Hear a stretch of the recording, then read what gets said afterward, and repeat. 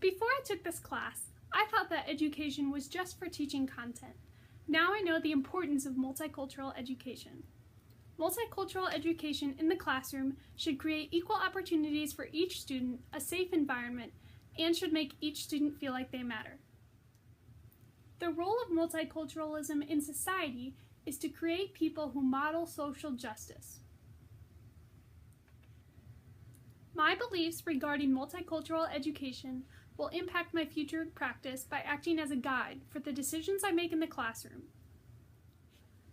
There were several key terms in this course that helped me realize that my idea of education was not the best one for my students. The first was marginalization. When a student is marginalized, he or she feels like they don't matter as much as the other students in the class, and this affects their academic performance as well as their feeling of self-worth.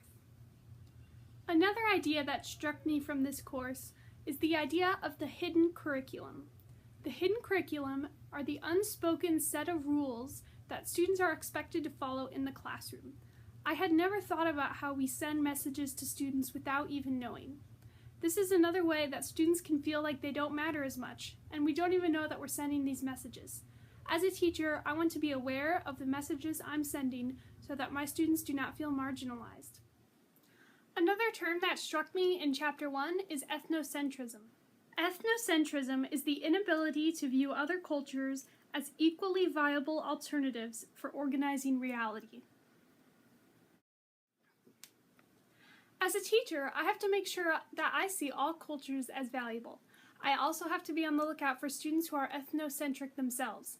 I need to show these students that our differences are what make us special. The next chapter of the book deals with language. The most important things I got out of this chapter involved nonverbal communication. Nonverbal communication are all the gestures and unspoken ways that we communicate with others.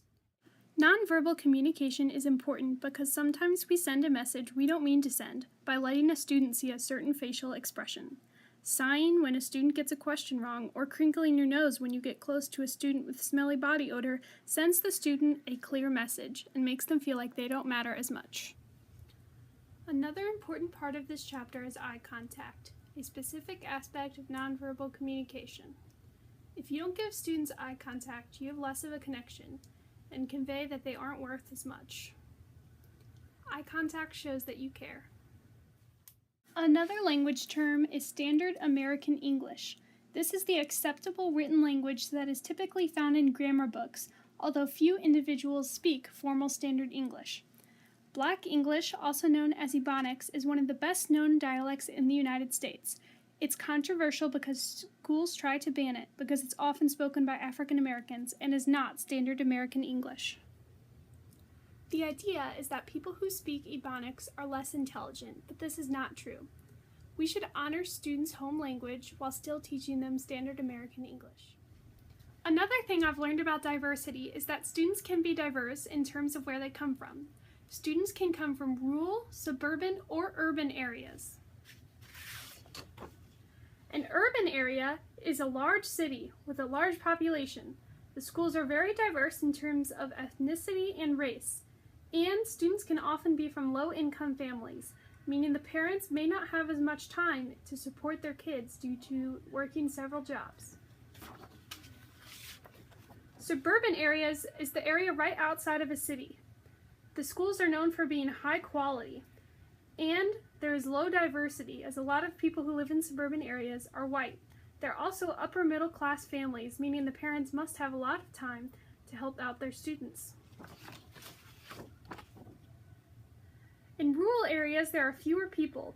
In addition, the rural workforce earns a lot less than the urban areas, meaning that people in the rural areas may not be as affluent. Rural areas are known for having small schools, with possibly not as much funding. In addition, some teachers may teach subjects they're not as prepared for. Culturally responsive teaching affirms the cultures of students, views the cultures and experiences of students as strengths, and reflects the students' cultures in the teaching process. I want to be a culturally responsive teacher because this is the best way to honor students' home cultures. By honoring a student's culture, you make them feel like they matter in the classroom. Social justice is a philosophy, an approach, and actions that embody treating all people with fairness, respect, dignity, and generosity. The most important part that I see here is that it's a philosophy, an approach, and actions. You have to not only believe it, but you have to walk the walk. I want to be a social justice teacher so that my students learn by me modeling what it means to believe in social justice and to act in a social justice manner. Teaching multiculturally can be a daunting task. Luckily, there are the CREED standards, the Center for Research on Education, Diversity, and Excellence. These standards outline how multicultural education teachers should outline their classroom. These are the 5 CREED standards. The first, joint productive activity, involves teachers and students collaborating to facilitate learning. The second, language development, is when literacy and language is developed across the curriculum because they are such important skills. The third, contextualization, involves connecting learning to students' lives to give it meaning. The fourth is challenging activities. The idea behind this is that all students can learn, no matter their race, socioeconomic status, or background. The fifth, instructional conversation, is the idea that by engaging students through dialogue and sharing and questioning, they learn better. The most valuable concept I've learned in this course is Schlossberg's theory of mattering versus marginality.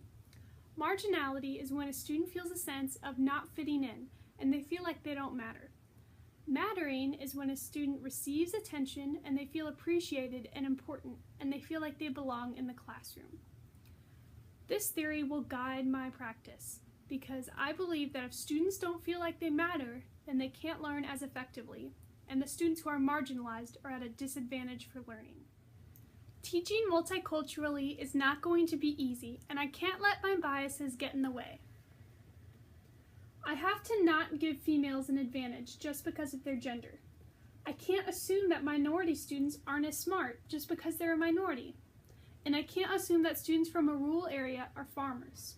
I must use critical thinking while I'm a teacher to acknowledge my biases and then to dismiss them.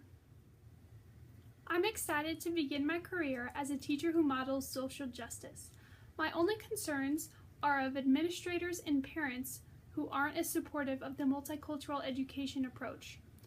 I'm confused about whether administrators support this idea in general.